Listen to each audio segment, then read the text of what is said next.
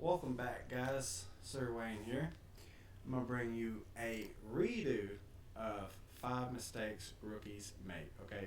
And this is probably a whole different list. This is more geared towards beginners, obviously, because rookies, right?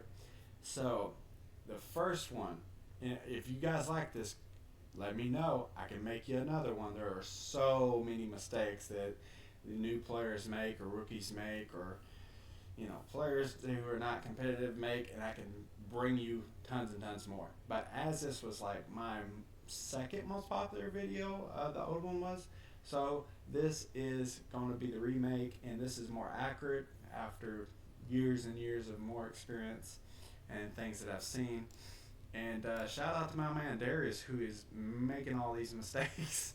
So he expired like all five of these, but he's not the only one. I've seen a lot of people do these, and it happens so much every single game that when I join a coalition or whatever, only like me and one other dude is actually doing some of these things.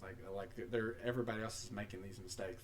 So without further ado, the first one is stacking your troops. Stack your troops. Put your troops together. They work better together, right?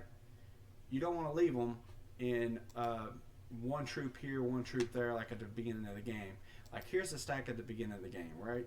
See how I got 14 infantry? That's all, what I started with, and an AC unit or two AC units. That's all from the beginning of the game. 3As, anti-air, all from the beginning of the game. But I stacked them together because they're stronger together, right?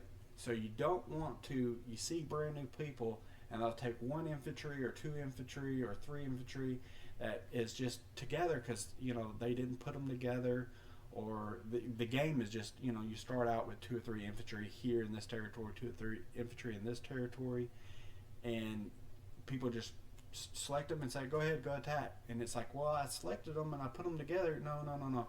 They have to come together at a point. Usually you want to put them together at this point in this little dot, and then that way the armies will fuse together, and unless they're together, like on the map together, like these are, they're not together. So like if I click these right here, and it shows them all together, but they're not together. Okay? To get them to go together, I'd have to click them and bring them to a point like this. Then they would be together. Now, once they get here and they touch each other, they end their route, they will then at that point be together. Okay, guys? I can't stress this enough. This is by far the biggest rookie mistake that I know of. Like it's insane how many people just do not do this. It drives me crazy, and they just kill their units at the beginning of this map. This is the 100. The map I'm playing with Germany. Where I'm making Germany great again. Well, if you guys remember, at the very beginning of that, France attacked me immediately. And all I did was put my troops together, and he just ran into them. And it was like two or three troops here, three or four troops here, and they just all died running against this stack right here of 14 infantry. Now, they weren't all 14 there at that point in time, but you get the point. It was a big old stack. They were made for defense, and they just kept coming wave after wave, and then they all died, and then he lost, So, hey, dude, listen to this tip. This will get you some W's, or hopefully get you on your way to getting some W's. All right, so that's the end of the first one. The second one is to make proper stacks. Okay, and what I mean by that is this is my slowest stack. Okay, now this is my infantry stack, so it's going to carry some rocket artillery, and I got some tanks in here, and these tanks are going to separate if I need them to take more land. They're in this stack to take some hits if they need to, but usually I'm going to split them apart, let them go out there and take some land, like I did with these two light tanks up here. That was a part of that stack. I just didn't need them. I didn't want to put them into another stack because that's actually my early stack. That is no longer a good stack anymore because the game's progressed so much. You really need a lot more advanced troops. But if you look up here, and you'll see this right here, this is an all mechanized, all armor. Okay, and the reason you do this, your slowest unit is going to be how fast you go. Okay, so in this, it's going to be the Tiger tank. If you look at the speed, where's the speed at? Here we're at 34. And he's going 43, but he's getting a bonus because they're in planes. But your stack is going to go the speed of your slowest unit. And then that's why over here, I have a stack here, and they're medium tanks. And there's no heavy tanks at all because I want this division to go faster. Now, generally, I don't know why I have this in here because this is probably the slowest. No, it's probably not. It's probably the same between these two right here.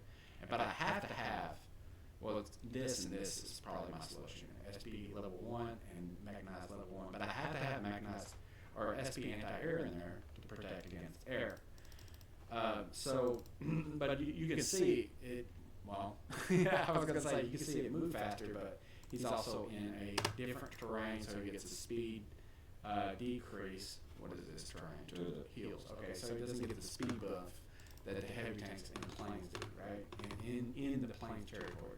So that is my second tip. Make sure that you got speed units, that you got armor divisions, okay? This is not World War I where tanks are backing up infantry. No, this is World War II where you have tanks and they're focusing on gathering together in their own division and they're smashing through the enemy's lines, okay?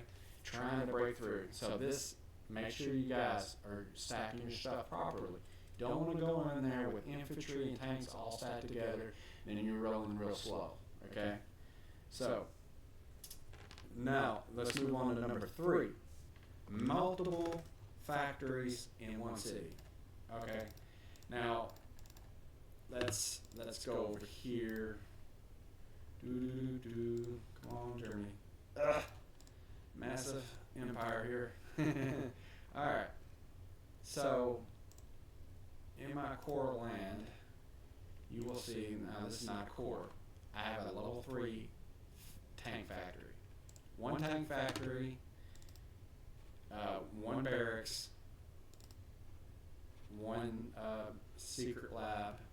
You kind of see where I'm going with this in Ordnance Foundry. And this is another tank factory because I want to do heavy tanks and medium tanks over here. Really put up those tanks. And then this is putting out subs, so it's a naval. And then this is my air right here. Now notice I don't have multiple factories. What I mean by multiple factories, I mean producing. You don't see Ordnance Foundries here. You don't see tank factories here in Muchum. It's one thing. Airplanes, and that's what this produces, planes. That's it. It does not produce anything else. Okay, so understand that if I'm producing tanks up here and I decide to start putting a barracks here, why would I put a barracks there? So I can stop producing tanks and start putting infantry division attack here? No. I'll put it in another city. Put it over here. No, here it is. Here's my infantry. I'll put it over here and build my infantry here. Now, if I want to do another barrack somewhere, I'll put it somewhere else in a blank city where nothing is, and then I'll start producing it there. In these cities, when you put factories, make sure you're using those factories, pumping out troops, and then that way, then you'll have more resources to make troops instead of wasting them. Now, right now I have 222 divisions. So I say divisions, it's units, but I say divisions because it sounds better. So that is tip number 3, sorry. Multiple factories in one city. Do not do this. It's really bad. Don't waste your resources, guys. Play smart. Use your cities, use your factories. And then number 4, not building industry. Sorry about that. Not building industry in one city.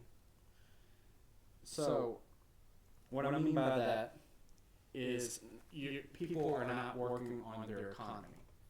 Okay, so you look at all these cities. Like this is Iron City. This is my oil city. This up here is another oil city I have, and another city is food, and another city is food. All right, those are my. I know I have other cities, but those are my 5 core cities.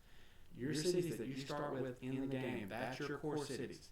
You will never make more resources than in your core cities, right? And I know you got local cities where you got oil here, you got food up here, but still, you want to upgrade the cities first because the cities will give you the most production. You will get the most out of it.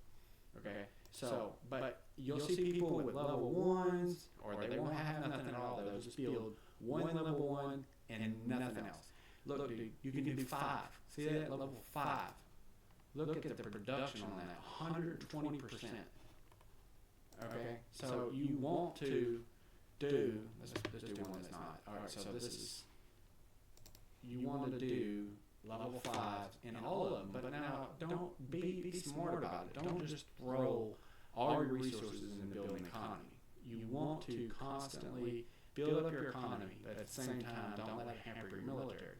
So that's level 2. Level 1 was 13% increase. Level 2, 28. Level 3, 50%, 80%, and then 120. So make sure you guys are building those up, because when you look at how much I'm building, go to Stun Guard, look how much mill I got.